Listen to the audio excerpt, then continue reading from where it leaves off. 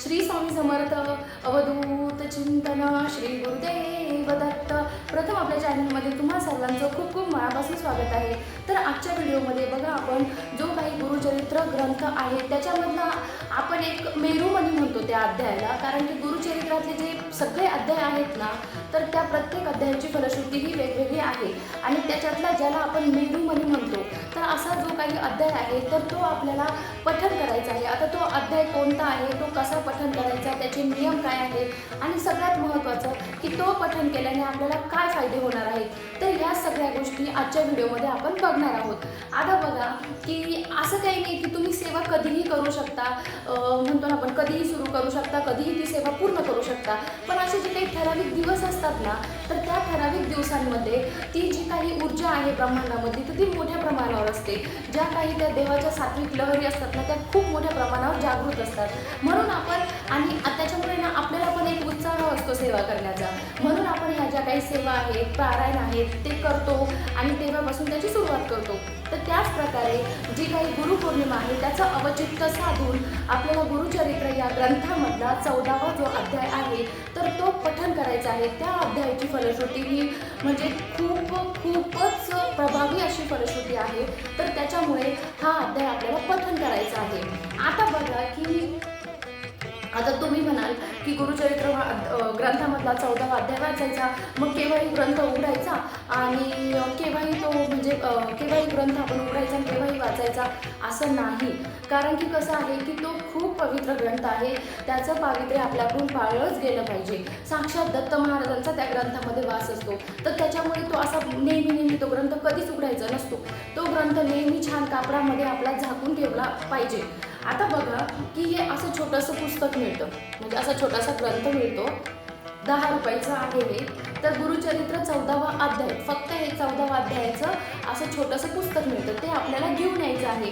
कोणत्याही म्हणजे जे देवांचं सामान मिळतं तर त्या दुकानामध्ये आपल्याला हा ग्रंथ मिळून जाईल, 14वा आणि 18वा अध्याय। आता बघा की मुळात या ग्रंथावरच काय दिलेलं आहे, मनोकामना पूर्तीसाठी। आता हा ग्रंथ वाचण्याची सगळ्यात महत्त्वाची गोष्ट म्हणजे फायदे काय आहेत, कारण की आजकाल कसं असतं, लोकांना वेळ नाही, मग आपण म्हणतो ना त्या सेवेचा नेमका फायदा काय आहे, तर ही सुद्धा म्हणजे खूप जणांची आपण म्हणतो ना की मानसिकता आहे की ह्याच्यातून आपल्याला काय मिळणार आहे। तर बघा हा जो काही अध्याय आहे, आता ह्या अध्यायामध्ये नेमकं काय आहे आधी ते बघूया आपण। तर ह्या अध्यायामध्ये जो काही सायनदेव होता, तर ह्या सायनदेवाच्या डोक्यावर त्याच्या गुरुचा वरदहस्त होता, म्हणजे साक्षात दत्त महाराजांचा वरदहस्त होता, तर त्याच्यामुळे तो मरणाच्या दारातून सुद्धा वापस आला। म्हणजे जो काही क्रूर यवन होता त्याला शासन करणार, म्हणजे त्याला मारणार, तर दत्त महाराजांच्या कृपेमुळे तर त्याचा त्या दिवशीचा मृत्यू हा टळला गेला। तर त्याच्यामुळे बघा की ज्याच्या डोक्यावर साक्षात गुरूंचा हात असेल तर त्याला कुणीही म्हणजे आपण म्हणतो ना की त्याला कोणत्याच प्रकारची भीती नाही। आपण म्हणतो ना की बघा, जिथे आपण म्हणतो देव कोपला तर तिथे आपल्याला गुरु वाचवतो, पण जर आपल्यावर जर गुरु कोपला तर देव सुद्धा आपल्याला वाचवू शकत नाही, ही गोष्ट खूप महत्त्वाची आहे। तर आता बघा की हा जो काही ग्रंथ आहे तर हा संकट, हित, शत्रू, अडचणींचे निवारण होऊन अभिवृद्धी व मनोकामना पूर्तीसाठी अत्यंत प्रभावी अशी ही दत्त उपासना आहे।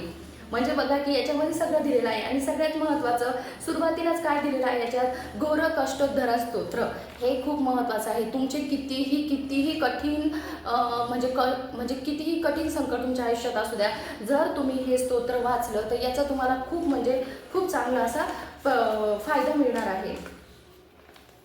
आता बघा याची फलश्रुती काय आहे, तर बघा की आपल्या गुरूंच्या चरणी आपण दृढ विश्वास ठेवला पाहिजे, दृढ श्रद्धा ठेवली पाहिजे।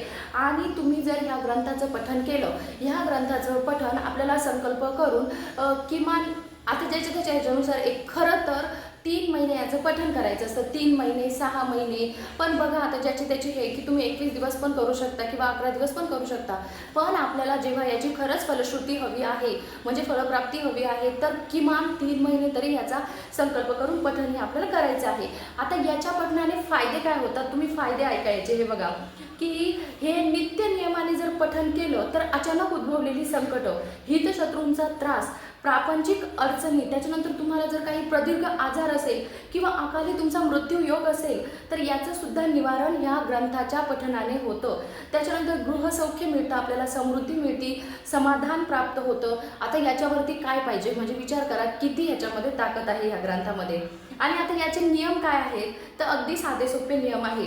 आपण काय करायचं आहे, सकाळी आधी शुचिर्भूत व्हायचं आहे, म्हणजे आंघोळ बिंघोळ करून छान दिवा अगरबत्ती देवपूजा करायची आहे आणि मग हा ग्रंथ आपण वाचायचा आहे. अगदी 5 मिनिटाचं 5 मिनिटामध्येच 5 ते 10 मिनिटामध्ये हा ग्रंथ वाचून होतो. छोटासा आहे अगदी. आणि याची वयोमर्यादा तसं काहीही नाही, 10-12 वर्षांच्या नंतर कुणीही हा ग्रंथ वाचू शकतो. आता सगळ्यात महत्त्वाचं, जी काही आपण संकल्पयुक्त सेवा करतो ना तर ती सेवा नेहमी एका वेळेत करावी. म्हणजे आता खरं तर कठीण आहे ही गोष्ट, पण आपण शक्यतो प्रयत्न हा करायचाच आहे. आणि बघा की जर समजा आता तुम्ही 3 महिन्याचा संकल्प केलेला आहे आणि तुमचं महिन्यामध्ये किंवा 2 महिन्यामध्येच तुमची इच्छापूर्ती ही झाली तरीसुद्धा आपण तो संकल्प पूर्ण करायचा आहे. म्हणजे आपण 3 महिने याची सेवा ही पूर्णच करायची आहे. आता बघा की आता 16 ओळ्याचं असं काही याच्यामध्ये म्हणजे काही तुम्हाला बंधन नाही. आंघोळ करायची आणि पटकन वाचून घ्यायचं. सगळ्यात महत्त्वाचं की नॉनव्हेज खावा का, तर बघा की खरं तर दत्तसेवेमध्ये खरंच नॉनव्हेज खाऊच नये. आणि दुसरं म्हणजे काय की जेव्हा आपण कोणतीही तुम्ही संकल्पयुक्त सेवा करा तर आपल्याला म्हणजे मद्यपान आणि नॉनव्हेज खाणं हे खरं तर बंदच करायचं असतं संकल्पयुक्त सेवेमध्ये.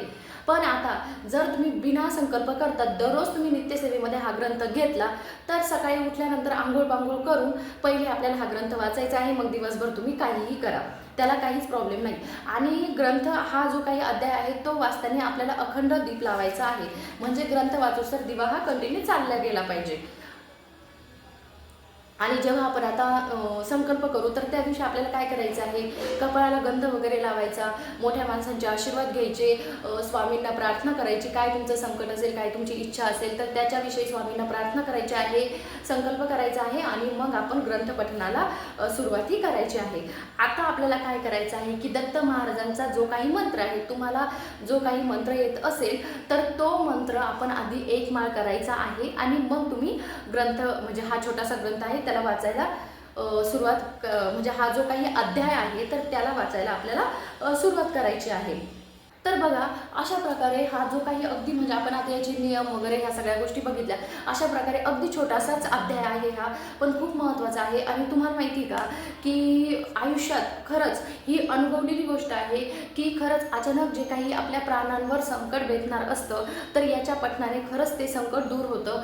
ही अनुभवलेली गोष्ट आहे म्हणून मी तुम्हाला सांगते आहे प्रत्येकाने. आणि अगदी हा तुम्ही नित्यसेवेमध्ये जरी घेतला ना, म्हणजे काही संकल्प वगैरे करू नका, दररोज हा आपण एक अध्याय वाचायचा आहे. खरंच याचे अगदी 101% याचे खूप वाचनाचे पठणाचे खूप फायदे आहेत. आणि मुळातच बघा की 5च मिनिटांची सेवा आहे पण ही खूप मोठं फळ देणारी सेवा आहे.